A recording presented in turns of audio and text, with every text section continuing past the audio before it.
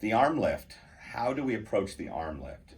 Well, the first step is to assess the patient and look at the patient's arms, see how much skin they have.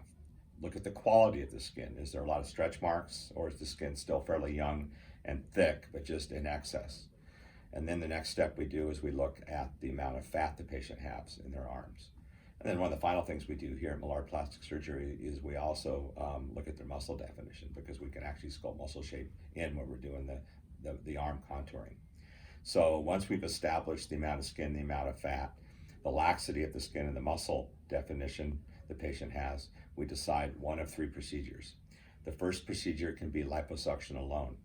In that step, we can actually use what's called a subdermal technique using the VASER liposuction probe and essentially remove the fat from right underneath the skin 360 degrees around the arm.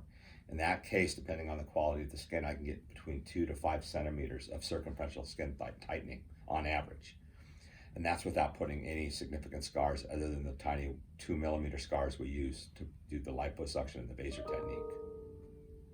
The next step is, if the patient isn't going to achieve the amount of tightening with the liposuction alone, we can add another step. And that step would be to do what's called a mini brachioplasty.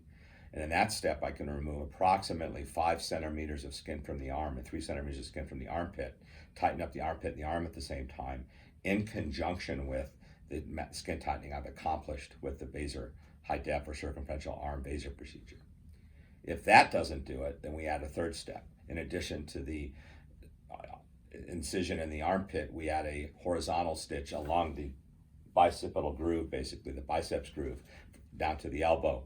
And in that case, we remove more skin, add a bigger scar, and we modify the lipo part a little bit for that procedure as well. But for all of these procedures, we can get muscle definition achieved or enhanced.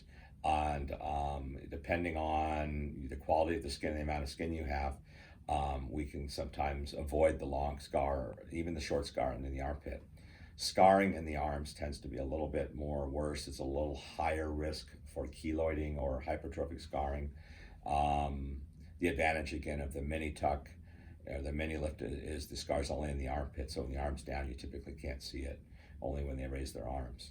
Obviously, the longer incision will always be seen when the patient puts out their arms. In summary, the VASER has actually been able to downstage or reduce the aggressiveness with which we have to put scars on a patient's arm, because it's a powerful skin tightening technology.